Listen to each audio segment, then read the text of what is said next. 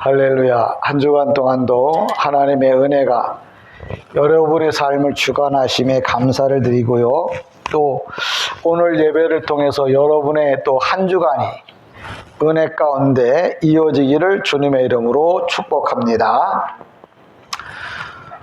세월은 변함없어서 벌써 꽃이 피고 지고 또 여러 가지 자연적인 현상이 일어나고 있습니다. 그럼에도 불구하고 우리의 영혼이 아직도 메말라 있다고 하면 하나님의 기도, 하나님의 말씀을 통해서, 기도를 통해서 여러분의 영혼에도 새로운 그 시점에 맞는 복이 임하기를 주님의 이름으로 축복합니다. 어느 날 어떤 왕이 하루는 이 왕궁을 떠나게 됐어요. 일부러 이제 떠나면서 그 신하들에게 명령을 한 거예요. 우물 안에, 그 왕궁 안에 있는 우물을 다시 물을 퍼서 깨끗하게 해라. 내가 멀리 갔다 오는 동안 하여튼 그 우물을 다시 깨끗하게 치워서 깨끗한 우물로 만들어 놓으라고 주님이, 그 왕이 명령을 하신 거예요.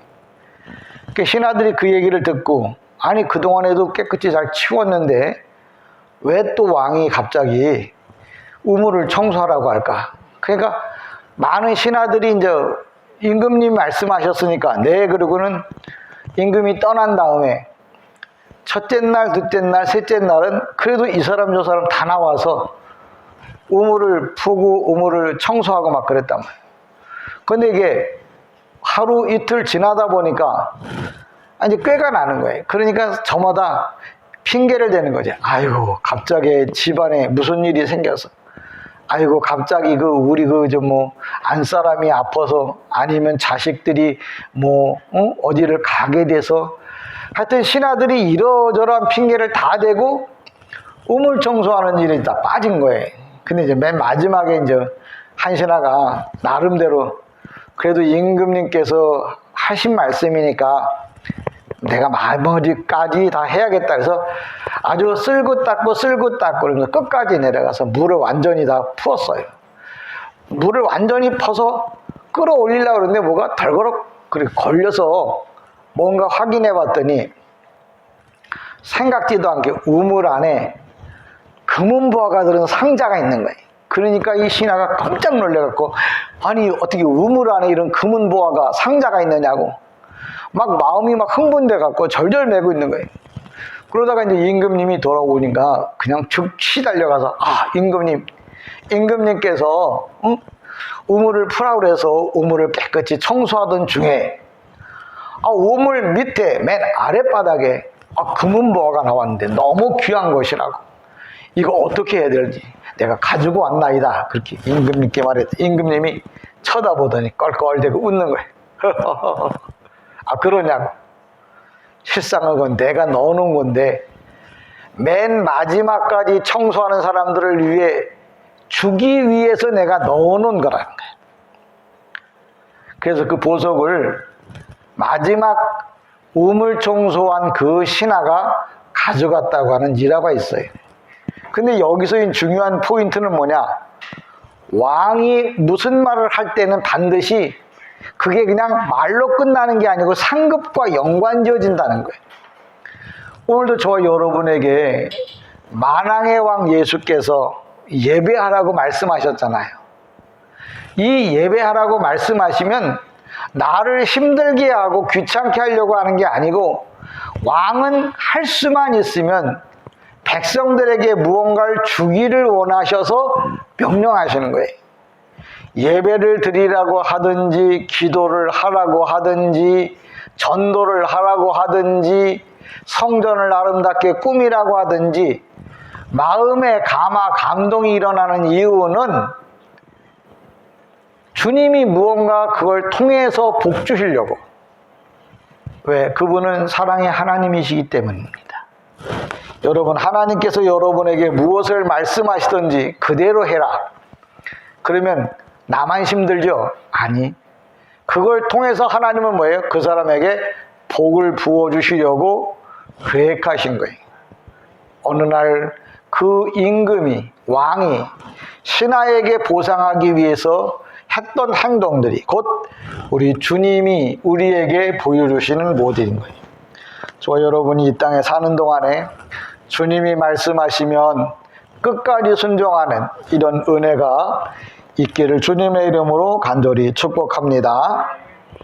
제가 요 사이에 계속 그 히브리어 헬라어 공부를 하면서 이제 정말 놀라운 은혜들을 깨닫게 되어져요. 지금 가물고 메마른 땅에 물 한 모금이 귀하다고 하는데 정말 코로나 시대로 인해서 교회가 힘들고 어려워 절절매고 있는 이때에 하나님은 저에게 늘 말씀의 은혜를 주셔요. 생수를 부어주신다고 그러죠.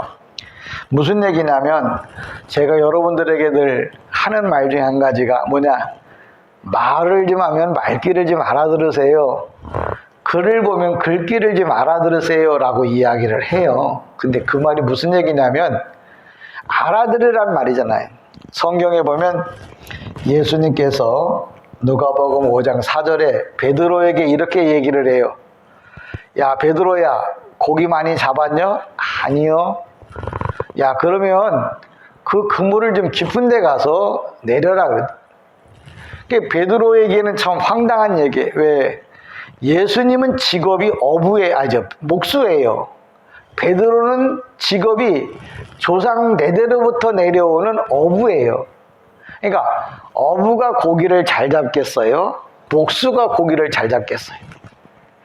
그럼에도 불구하고 예수님께서 베드로 보고 그냥 너 깊은 데 가서 그물을 내려보라 그러니까 베드로가 이렇게 말하잖아요. 주님, 참 제가 할 말이 참 많습니다. 아니 나는 조상대대로부터 어부로 자라온 잔뼈가 굵은 사람이고 예수님은 아버지가 목수셨잖아요. 그 목수의 뒤를 이어 목수의 아들로 와 있는 목수의 말과 어부의 말, 누구가 고기 잡는데 달인이겠어요? 근데 베드로가 그런 걸 마음에 갖고 있었지만 입으로 말하기를 내가 말씀에 의지하여 내가 그물을 내리겠습니다, 이렇게 이야기해. 그 말은 상황과 환경, 조건 따지지 않고 예수님은 만왕의 왕이시니까 당신이 말씀하시면 내가 무조건 뭐예요? 따르겠습니다, 그 얘기예요. 그래서 베드로가 깊은 데 가서 그물을 내립니다. 제가 여러분들에게 늘 누누이 이야기를 하지만 성경에 기록되어진 말씀은 세상적인 이야기를 기록해 놓은 게 아니고 영적인 구속사의 이야기를 늘 기록해 놓았다고 말씀을 드려요. 다시 설명하자면 원래 우리가 고기라는 게 베드로가 알기로는 깊은 데는 그물에 고기가 없어요. 보통 그 낮은 물가에 이제 고기들이 많이 서식을 하거든요. 근데 깊은 물가에 가서 그물을 내리라고 그랬더니 그 바다의 깊이가 몇 메타나 되는지 또 그 위치는 어디쯤 되는지 우리가 막 이런 걸 막 수학적으로 계산해서 베드로가 그물을 내린 것처럼 생각하면 안 돼요. 거기서 성경에서 깊은 데 가서 그물을 내리라고 말했으면 물의 깊이를 말하는 게 아니고 영적으로 말하면 말씀을 깊이, 믿음 깊이, 순종 깊이, 그 깊이를 말하는 거예요. 그러니까 그물을 깊은 데 내리랬다고 그 그물을 내리라는 말이 아니고 내 믿음을 깊이, 주님 앞에 깊이 묻으라는 거예요. 내가 순종을 즉각하라는 거예요. 내가 말씀에 대해서 깊이 연구하라는 거예요. 그렇게 되어질 때 거기서 153종류의 고기를 잡잖아요. 근데 153종류라고 하는 말은 히브리어의 특징이 뭐냐면 단수로 뜨는 거하고 복수로 뜨는 게 달라요. 거기서 153종류라고 말할 때는 고기가 103종류가 아니라 그 당시에 그 전 세계에 흩어져 있던 나라가 153나라였어요. 그 나라에 가서 복음을 전하라고 하는 말을 내가 깊은데 말씀의 깊이, 믿음의 깊이, 순종의 깊이를 가지고 전 세계에 나가서 복음을 전하라. 그렇게 성경은 말하고 있는 거예요. 그래서 153마리 한번 더 해보세요. 1 더하기 5 더하기 3 그럼 뭐예요? 9이죠. 구원의 수예요. 영적으로 오늘도 주님은 우리에게 나가서 말씀 깊이, 믿음 깊이, 기도 깊이, 생각 깊이 해서 뭐 하라고요? 전 세계에 나가서 땅끝까지 이르러 나의 전도자가 되라고 오늘도 성경은 우리에게 이야기하는 거지. 베드로가 153마리 고기 잡은 거하고 나하고 무슨 상관이 있고, 베드로 보고 깊은 데 가서 그물을 내리라고 한 게 나하고 무슨 상관이 있느냐는 거예요. 무슨 얘기냐면 성경에 기록해 놓은 그 의도를 못 알아들으면 나머지 이야기는 해야 알 필요도 없고, 그거 가지고 아무리 지지고 볶고도 주님이 원하는 뜻과는 상관이 없다는 말을 하는 거예요. 제가 이렇게 왜 서론을 이렇게 길게 잡느냐면 5절에도 보면 이러잖아요. 돌을 버릴 때가 있고, 이게 돌을 버린다 그러니까 길바닥에 돌아다니는 짱돌로만 생각하면은 성경이 아니라고요. 오늘날 많은 분들이 성경을 보면서도 돌을 버린다고 이야기를 하는데, 베드로전서 2장 7절에 보면 뭐라고 말하냐면 예수를 가리켜서 무익한 돌이라 이렇게 말해요. 여기서 돌을 버린다는 말은 길바닥에 있는 돌, 밭에 있는 돌을 이제 밭을 갈기 위해서 돌을 버린다는 말이 아니고, 성경은 그런 이야기를 하려고 하는 게 아니고 바로 예수 그리스도를 버릴 때가 온다, 그런 말이에요. 예수 그리스도를 버릴 때가 온다. 지금 여러분 코로나라고 하는 이거 문제 때문에, 경제라고 하는 문제 때문에, 여러 가지 상황과 환경과 질병 때문에 지금 상황이 어때요? 예수를 다 뭐예요? 버리고 있지 않아요. 예수를 다 떠나고 있잖아요. 오늘 전도서 3장 5절에 돌을 버릴 때 바로 뭐냐면 내가 시험 들고 여러 가지 환경 때문에 예수를 떠나는 상황을 전도서에서는 뭐냐면 돌을 버릴 때가 있다, 이렇게 말해요. 다시 말하면 내가 시험 들어서 예수를 떠날 때가 있다 그런 거예요. 근데 돌을 버릴 때뿐만 아니라 돌을 거둘 때가 있다. 세상 사람들은 예수를 다 버릴지 몰라도 예수님께서는 버린 그 돌, 예수 그리스도를 이제 머릿돌로 삼으셨다, 이렇게 말합니다. 사람들은 예수를 버릴지 몰라도 하나님 아버지는 예수 그리스도를 머릿돌로 삼으셨어요. 그럼 우리에게 주는 메시지가 뭘까요? 우리 보고 그 예수 그리스도를 뭐예요? 버리지 말고, 어떠한 시험과 어떤 문제가 올지라도 예수 그리스도를 믿고 따르면 하나님께서 그 사람을 하나님 나라의 중심에다 두시겠다 하는 말을, 돌을 버릴 때가 있으면 돌을 거둘 때가 있다라고 솔로몬이 전도서에다 써놓은 거예요.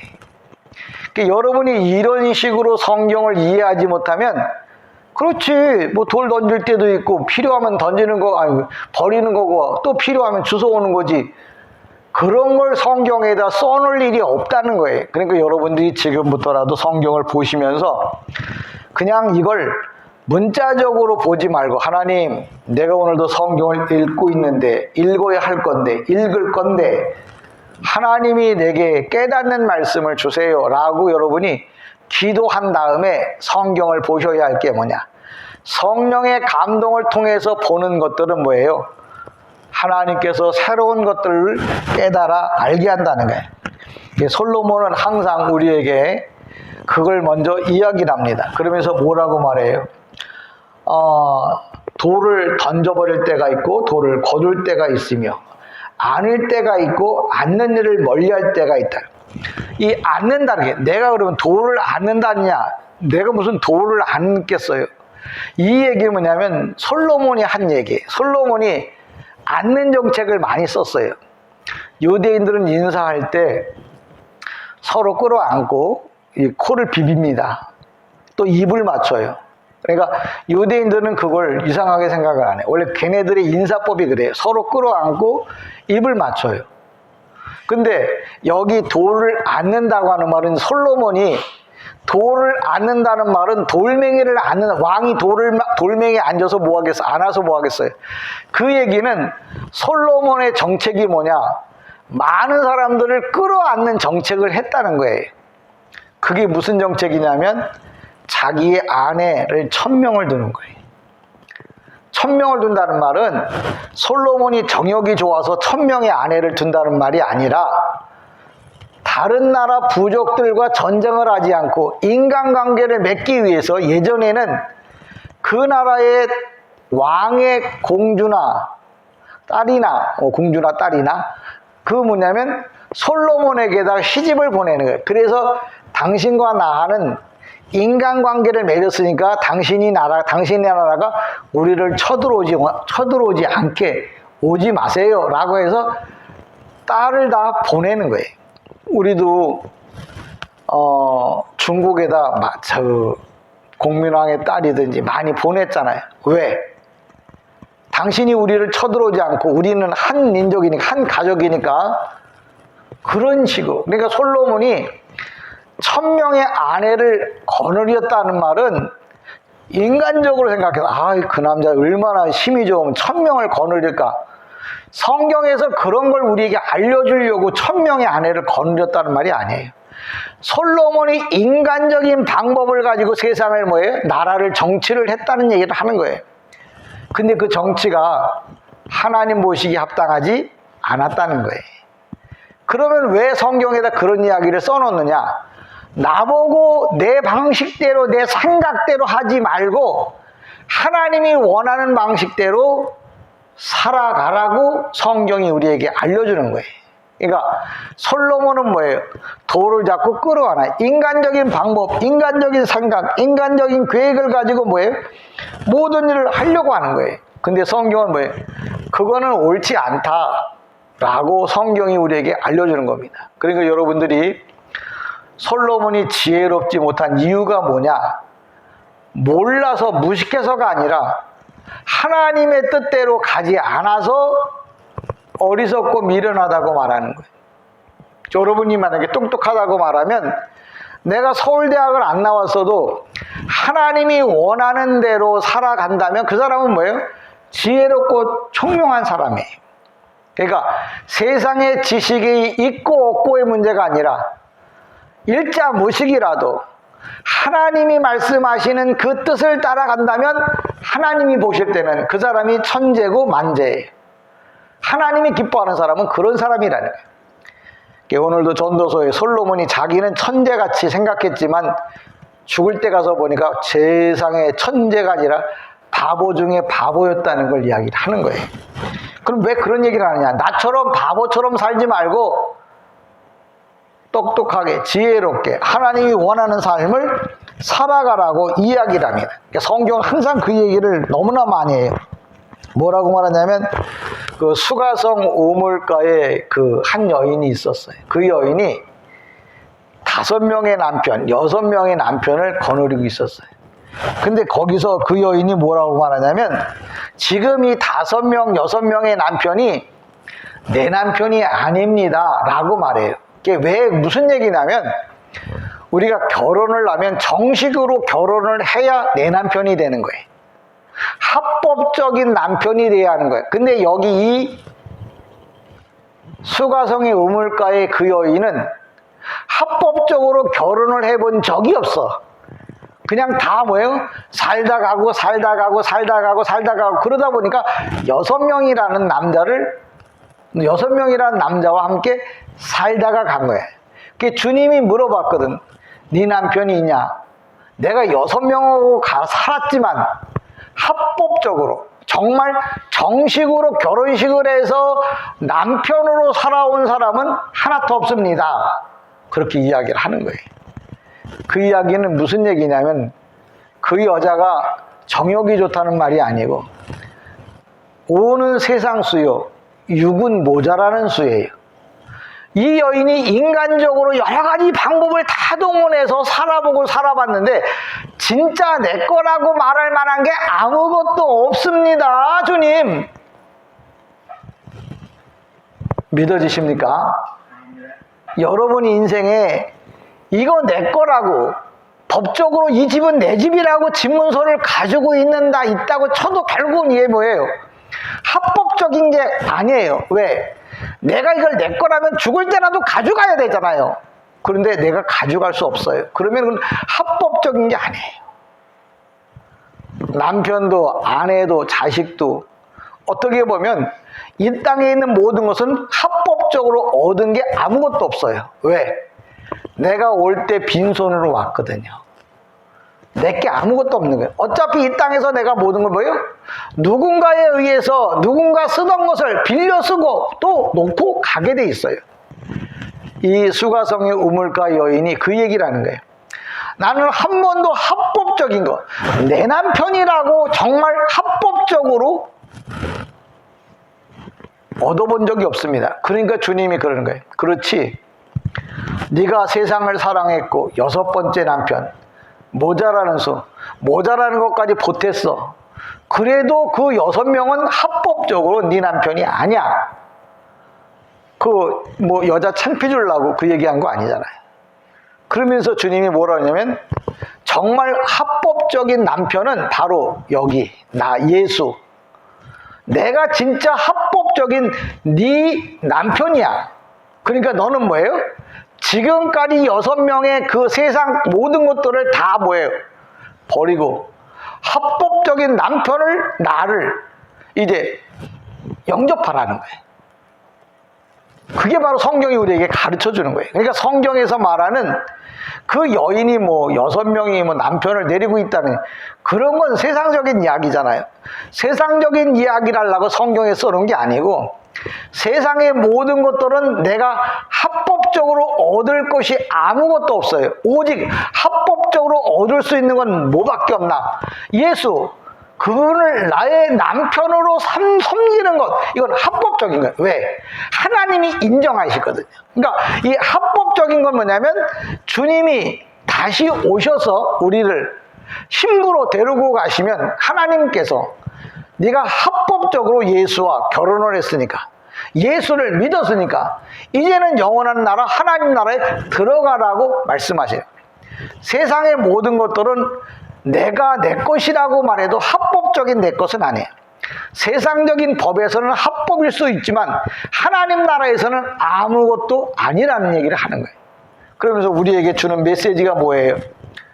세상 것에 대해서 연연하지 말고 오직 신랑 되신 예수 그분을 위해서 어떻게 살 건가, 그 일에 대해서 집중하라고 오늘도 성경이 우리에게 이야기를 하고 있습니다.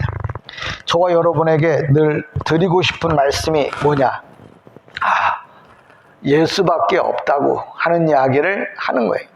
많은 사람들이 남편도 다 결혼했으니까 합법적이고, 집도 내 이름으로 됐으니까 합법적이고, 자녀도 내가 낳았으니까 합법적이고, 그런 식으로 합법적이라고 말한다고 해도 주님이 보실 때는 합법적인 게 아니에요. 왜? 그게 내 거면 내 마음대로 해야 되는 거거든요. 이 땅에 살다가 이 땅을 떠날 때 아무리 사랑스러운 사람이라고 해도 같이 갈 수 없어요. 아무리 사랑스러운 사람이라도 함께 할 수 없어요. 그러니까 하나님 나라에 가면 오직 누구예요? 예수님과 나밖에 없는 거죠. 예를 들면 이런 거예요. 아버지를 중심으로 형제들이 한 집에 사는 것처럼 우리는 예수님을 중심으로 우리가 하나님 나라에서 함께 살아야 할 존재라는 거죠. 오늘도 돌을 던질 때가 있고 돌을 거둘 때가 있고, 이 말은 돌을 던져서 돌을 던진다는 말이 아니고 정말 귀하디 귀한 예수를 버리면 안 된다. 귀하디 귀한 예수를 잃어버리면 안 된다. 우리가 잘 아는 대로 예수님의 아버지가 요셉이에요. 요셉이 예수가 16살 때에 죽어요. 근데 왜 죽느냐 하면 성경 말고 외경이라는 게 있어요. 외경에 보면 그 아버지가 예수를 12살 때 예루살렘 성전에서 잊어버려요. 그 잃어버린 죄 때문에 요셉이 일찍 죽어요. 그래서 죄 중에 가장 큰 죄가 무슨 죄냐고 묻는다면 예수를 잃어버리는 죄가 가장 큰 죄라고 캐토릭에서는 이야기를 하고, 일반적인 그 성경도 우리에게 교훈을 주는 거예요. 그러니까 예수를 잃어버린 신앙, 예수를 떠난 신앙은 뭐예요? 찾아올 게 죽음밖에 없다는 말을 하는 겁니다. 청교도들이 주일 예배를 절대 빼먹지 않아요. 왜 그러냐면 도마 때문에 그래요. 예수님이 죽었다 부활하신 후에 나타나셨는데 마침 그때 도마가 없었거든요. 그러니까 도마는 예수가 부활했다는 걸 안 믿어요. 나중에 이제 도마가 예수가 부활한 걸 믿지만, 그걸 교훈 삼아서 청교도들은 내가 예배를 드리는 날 주님이 오시면 나는 못 보지 않느냐. 그래서 무슨 일이 있어도 예배를 뭐예요? 빼먹지 않는 신앙을 가진 사람을 청교도 신앙이라고 해요. 여러분의 신앙과 여러분의 믿음은 합법적인 것이어야 돼요. 다시 말하자면 내 것이라고 말할 때 하나님이 인정하는 것이 합법적인 것이고, 내 것이라고 아무리 말을 하고 여러분의 이름으로 등기를 해놔도 이건 내 것이 아니에요. 왜? 이 땅 떠날 때 나 뭐예요? 놓고 가야 할 거기 때문에. 그러면 합법적인 건 어떤 거냐? 내가 하나님 나라를 위하여 행한 모든 일들은 하나님 나라의 법적으로 근거가 돼 있어요. 우리가 율법이라고 말하잖아요. 율법이라고 하는 것은 내가 한 행위들에 대해서 다 기록해 놓는 거예요. 또 율법은 보통 여성명사로 떠요. 왜? 아주 구체적으로 자세하게 정확하게 써놓기 때문에 그래요. 그러니까 내가 생각하고 행동하고 내 마음에 가지고 있던 모든 일들 하나하나 구체적으로 다 기록해 놓았다가 하나님 나라에서 그거 가지고 여러분에게 상을 주시는 거예요. 저는 여러분들이 돌을 던지는 자가 아니라, 돌 던지는 거 뭐 던졌다고 뭐 문제가 되는 게 아니라 예수를 잃어버리면 안 된다는 말을, 왜? 세상 사람들은, 유대인들은 예수를 십자가에 못 박았어요. 그게 돌을 던진 거거든요. 근데 예수님은 하나님은 다시 부활시켜서 기독교의 머릿돌이 되게 하셨잖아요. 그래서 예수 이름 안에 기독교라고 해요. 원래 기독교라고 하는 것은 예수 그리스도를 말하는 게 기독교거든요. 기독교인 그러면서 예수를 말하지 않고 문선명이나 박태선이나 조희성이나 뭐 권신찬이나 이런 사람들을 말하면 그건 기독교가 아니에요. 기독교란 예수를 말하는 것을 기독교라고 말해요. 성도란 예수 그리스도를 말하는 사람이라야 성도야. 교회 다니는 사람들이 예수를 말하지 않고 세상 얘기하고 돈 버는 얘기하고 앉아있으면 그건 성도가 아니에요. 여러분, 하나를 알아도 올바르게 알면은 그것이 나에게 복이 되는 거예요. 하나를 심어도 제대로 심으면 그것이 나에게 열매를 갖다 주게 돼 있는 거예요. 누가 누구냐고 묻지도 마세요. 내가 하나님 앞에 정말 올바로 서 있느냐, 올바른 신앙을 갖고 있느냐가 중요한 겁니다.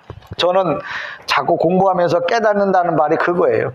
깊은 데 가서 그물 던지라고, 그 그물의 갈릴리 바다의 깊이가 얼마가 되느냐가 아니라 네 신앙의 깊이, 믿음의 깊이, 충성의 깊이, 하나님 앞에 드려지는 깊이, 하나님 앞에 예배를 드리는 깊이, 시간의 깊이, 이런 것들을 뭐예요? 드리라고 뭐라고 표현한다고요? 깊은 데 가서 그물을 던져라, 이렇게 말하는 거예요. 여러분, 날마다 깊은 데 가서 그물을 던지기를 주님의 이름으로 축복합니다. 날마다 믿음이 정말 깊어져야 돼요. 순종이 깊어져야 돼요. 충성이 깊어져야 돼요. 전도가 깊어져야 돼요. 그 신하가 끝까지 뭐예요? 우물 파다가 우물 청소하고 금은보화를 선물로 받는 것처럼 저와 여러분이 그런 은혜가 일어나기를 주님의 이름으로 부탁을 드립니다. 5절, 6절에 보면 찾을 때가 있고 잃을 때가 있으며 지킬 때가 있고 버릴 때가 있으며 라고 말합니다. 이 찾을 때 그리고 잃을 때 그리고 버릴 때입니다. 근데 보면 7절에 보면 찢을 때가 있고 꿰맬 때가 있으며 잠잠할 때가 있고 말할 때가 있으며 라고 말하는데, 이 찢는다고 하는 말은 뭐냐면 유대인들이 너무나 많은 슬픔을 겪을 때 기본적으로 자기 옷을 박박 찢습니다. 영화 같은 데도 보셨는지 모르겠어요. 너무 자식이 죽는다든지 그러면 막 자기의 옷을 그냥 박박 찢으면서 자기의 고통을 표현해내죠. 근데 인간은 자기의 옷을 찢을 수밖에 없는 거예요. 왜? 죄로 말미암아 고통이 이루 형용할 수 없이 찾아오거든요. 근데 그렇다고 매일 옷 사다 찢고 옷 사다 찢는 게 아니라 성경에서 그러니까 네가 찢을 것은 네 마음이라. 그 마음을 어떻게 찢느냐면, 하나님 오늘도 내가 바르게 살지 못했습니다. 주님 내가 예배 시간에 일찍 못 왔습니다. 주님 내가 하나님의 것을 띄어먹었습니다. 주님 내가 다음 주에는 더 열심히 주님을 위해서 살겠습니다라고 옷을 찢는다고 옷을 찢는 게 아니라 내가 주님 앞에 회개하고 참회하는 삶을 살아갈 것을 오늘 이야기라는 거예요. 저와 여러분이 이 땅에 사는 동안에 옷을 많이 찢기 원합니다. 그렇다고 해서 옷 찢어서 스트레스 풀라는 말이 아니라 내 마음의 죄를 다 참회하고 회개하는 시간이 여러분이 풍성해질수록 여러분에게는 하나님의 은혜가 임하는 거예요. 그래서 여러분들이 눈물 뿌려 기도하고 통회하면 예수님께서 제자들을 부르시잖아요. 그래서 주님 앞에 와서 내 찢어진 이 옷들을 다 꼬매는 거예요. 위로받고 치료받고 그리고 건강한 몸으로 다시 돌아가서 세상에 사는 거죠. 예수님께서 제자들을 부르실 때 어부들을 부릅니다. 어부들이라고 하는 것은 그물을 가지고 고기를 잡는 사람이에요. 근데 어부들이 잘하는 게 뭐냐면 틀어진 그물을 잘 꿰매는 게 뭐예요? 어부예요. 예수님이 제자들을 왜 불렀냐면 이 세상의 모든 사람들이 상하고 지쳐 있어서 마음이 찢어지고 몸이 병들었고 생각이 병들어 있어. 그걸 주님 앞에 오면 주님께서 제자들에게 뭐라고 말해요? 야, 저기 꼬매라, 저기 꼬매라, 저기 꼬매라, 저기 꼬매라. 제자들이 뭐예요? 그물을 꼬매는 달인인 것처럼 많은 사람의 심령의 아픈 부위를 치료하고 위로하고 권면하는 복음의 말씀을 전해주라고 그래서 예수님의 제자들을 다 어부로 선택한 거예요. 그러니까 금을 잘 꼬맨다고 금을 잘 꼬매는 게 아니고 상한 심령, 고통받는 심령들을 치료하고 위로하라고 틀어진 그물을 꿰매서 고기를 잡듯이 여러분의 심령의 마음의 상함과 고통을 받은 것들을 주의 종들을 통해서 치료받고 고침받고 강건해져서 또 세상에 나가서 한 주간 살게 하라고. 그래서 주님께서는 제자들을 부를 때 어부를 부른 거예요. 여러분의 신앙이 남을 찢는 신앙이 아니라 찢어진 마음을 꼬매고 꿰매고 교회를 부수는 신앙이 아니라 교회를